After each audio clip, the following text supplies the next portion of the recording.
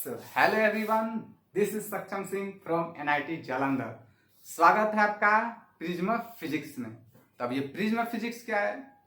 अरे तो prism physics है अपना चैनल का नाम। तो चैनल का नाम लिखा क्यों नहीं है? लिखा इसलिए नहीं है क्योंकि अपना पास स्पेस नहीं है। क्वेश्चन था बड़ा, स्पेस नहीं बचा, इसलिए हम लोगों ने पहले क्वेश्चन लिखा। तो जैसा कि तुम लोग जानते हो कि हम ला रहे हैं डिफरेंट चैप्टर से डिफरेंट क्वेश्चन, मतलब कि हम चला रहे हैं रैंडम क्वेश्चन सीरीज। तो आज का क्वेश्चन है फ्रॉम द थर्मोडायनेमिक्स। तो देखते हैं कि क्वेश्चन क्या बोल रहा है। क्वेश्चन बोल रहा है match the list 1 with list 2। ठीक है, इसी में किसी मैच कर देंगे, कोई दिक्कत वाला बात नहीं है। तो क्वेश्चन सॉल्व करने के लिए मुझे चाहिए स्पेस। तो मैं चाहता हूं कि क्वेश्चन का आप लोग स्क्रीनशॉट ले लो। ठीक है, ले लो। 1 2 3 क्लिक। तो चलो अब देखते हैं क्वेश्चन का सॉल्यूशन। ठीक है, सॉल्यूशन।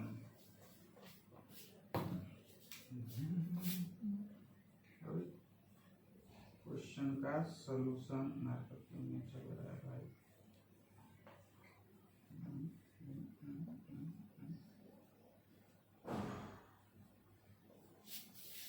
तो क्वेश्चन का सॉल्यूशन, तो क्वेश्चन नंबर 1 क्या बोल रहा है? Pressure varies inversely with volume of an ideal gas. तो सबसे पहले इसको समझते हैं from the ideal gas equation से। तो ये है PV इक्वल टू nRT। तो इस सिस्टम में अपना पास तुम देखो एक सिस्टम है। तो सिस्टम में क्या है कि नंबर ऑफ मोल तो कांस्टेंट ही है, ठीक है, और R ऑलरेडी कांस्टेंट है।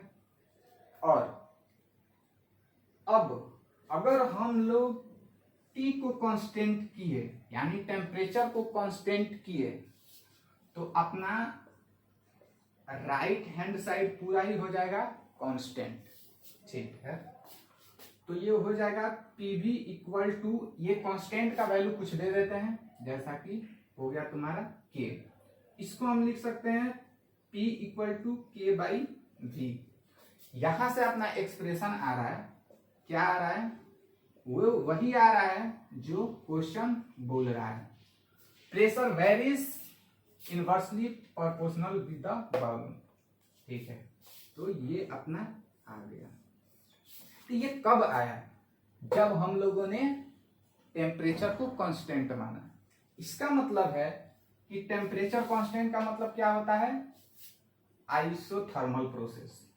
तो ये है अपना ऑप्शन नंबर 3, ये है आइसोथर्मल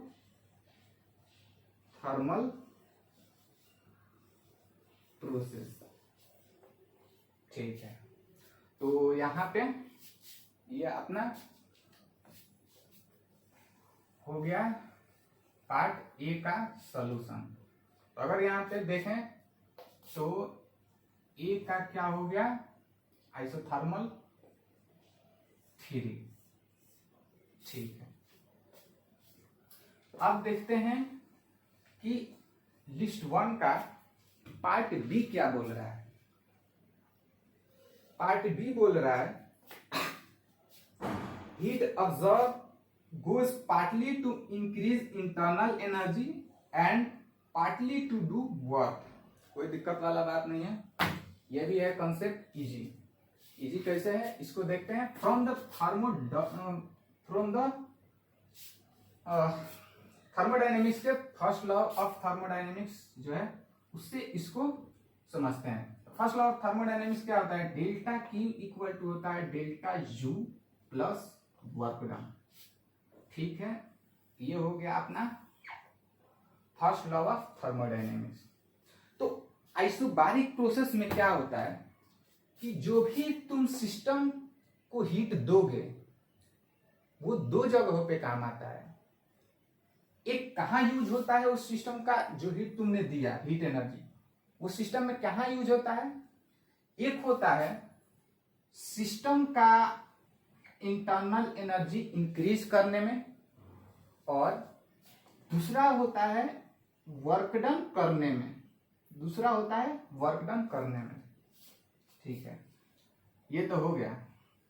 अब तुम देखो, हम ये समझेंगे कि आखिर टेम्परेचर बढ़ने से मतलब कि अगर तुम सिस्टम को हीट एनर्जी दोगे तो क्या होगा, सिस्टम गर्म होगा।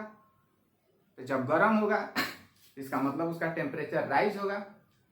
राइज होगा तो क्या होगा, समझते हैं क्या होगा। तो डेल्टा यू बराबर होता है F/2 NR डेल्टा टी।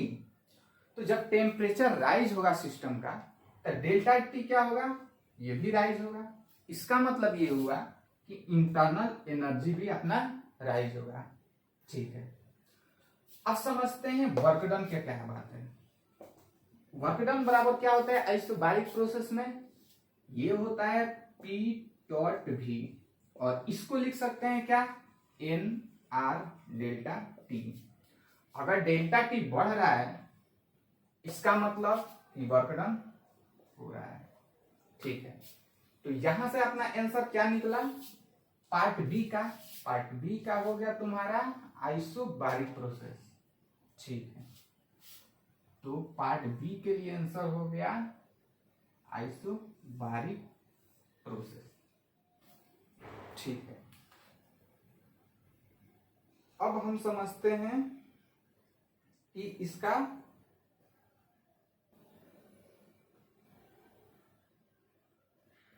अब समझते हैं कि पार्ट सी क्या बोल रहा है।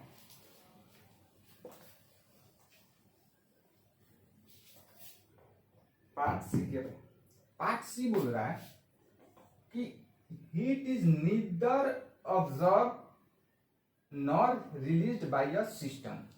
तो इसको भी हम समझते हैं फर्स्ट लॉ ऑफ थर्मोडायनेमिक्स से। फर्स्ट लॉ ऑफ थर्मोडायनेमिक्स क्या होता है, delta Q equal to delta U plus work done.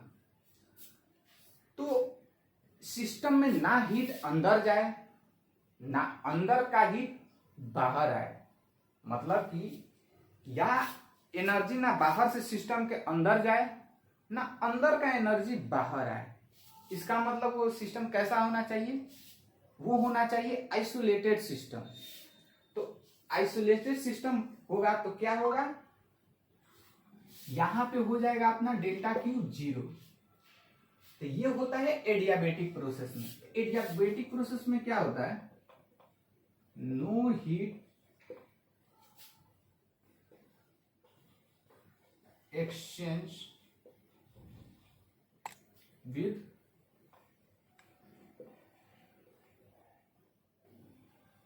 Surroundings.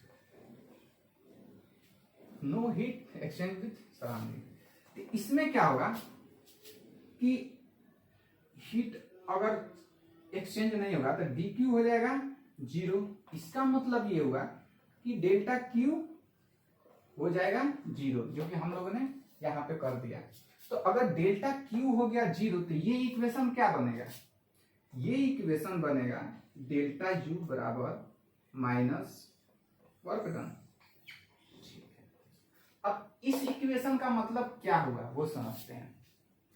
इस इक्वेशन का मतलब ये हुआ कि सिस्टम जो भी वर्क करेगा तो वर्क करने के लिए जो भी एनर्जी आएगा, जो एनर्जी रिक्वायर्ड होगा, वो एनर्जी कहां से आएगा, वो एनर्जी आएगा सिस्टम का इंटरनल एनर्जी से। ठीक है, तो इसके अकॉर्डिंग अगर तुम देखो तो ये सी के लिए ऑप्शन क्या हो गया अपना, सी के लिए ऑप्शन हो गया एडियाबेटिक प्रोसेस। क्यों, डेल्टा क्यू हो गया 0, ये हो गया एडियाबेटिक प्रोसेस। अब समझते हैं इसका पार्ट डी। पार्ट डी क्या बोल रहा है, पार्ट डी है कि no work is done on और बाय अ गैस। तो no work is done on और बाय अ गैस। ये होता है आइसोकोरिक प्रोसेस, ये होता है आइसोकोरिक प्रोसेस। इसमें समझते हैं क्या होता है। आइसोकोरिक प्रोसेस में होता है volume V equal to constant, volume constant होता है। अगर वॉल्यूम कांस्टेंट हुआ इसका मतलब कि dV इक्वल टू 0। dV का मतलब क्या है, छोटा सा भी चेंज नहीं होगा। इसका मतलब ये है कि डेल्टा U इक्वल टू हो गया डेल्टा V इक्वल टू हो गया 0। तो बात इस क्वेश्चन में हुआ है वर्क का, तो देखते हैं कि वर्क क्या होता है। तो वर्क का फॉर्मूला होता है इंटीग्रेशन, इंटीग्रेट करेंगे अपना V इनिशियल से V फाइनल और P dV, ठीक। तो यहां पे dV हो गया 0, तो ये हो गया 0। इसका मतलब कि वर्क डन हो गया 0। तो आइसोकोरिक प्रोसेस में होता है वर्क डन 0। तो इसके लिए ऑप्शन अपना क्या हो जाएगा, डी के लिए हो जाएगा आइसोकोरिक प्रोसेस, ये हो जाएगा 2। तो वॉल्यूम चेंज इसमें कैसे नहीं होता है वो समझते हैं। इसमें हम देखो क्या बोलते हैं कि ये सिस्टम है, ये मान लो कि एक सिलेंडर है, ठीक, और ये है अपना पिस्टन। तो अगर तुम देखो इसमें, अगर नीचे से क्या जला दे, हीटर। अगर नीचे से तुम हीटर जलाओ और इसमें दो टेम्परेचर मतलब कि तुम हीट एनर्जी दो, हीट नीचे से दो, तो इसमें जो गैस पड़ा हुआ है वो क्या होगा, वो एक्सपेंड करेगा, एक्सपेंड करना चाहेगा। एक्सपेंड करने का मतलब तुम देखो कि जैसे तुम हीट एनर्जी दोगे तो सिस्टम में जाएगा, तो इस जो पार्टिकल है गैस का उसको एनर्जी मिलेगा। तो वो जिस रफ्तार से इधर उधर घूम रहा होगा उसका रफ्तार और तेजी से बढ़ जाएगा, तो क्या होगा, ये इसका मॉलिक्यूल्स होगा जो इस पे जाके टक्कर मारेगा, और टक्कर मारेगा तो ये चाहेगा ऊपर जाना। अरे भाई टक्कर मारेगा तो ये तो कंटेनर टूट नहीं सकता है, गैस की वजह से कंटेनर थोड़ी टूट जाएगा, ये टूट नहीं सकता, ये वाल टूट नहीं सकता है, ये टूट नहीं सकता है। तो ये जो अपना पिस्टन है इस पे लगेगा फोर्स, तो जाके टकराएगा तो लगेगा फोर्स, तो ये ऊपर जाना चाहेगा ऊपर, लेकिन हम लोग जाने नहीं देंगे।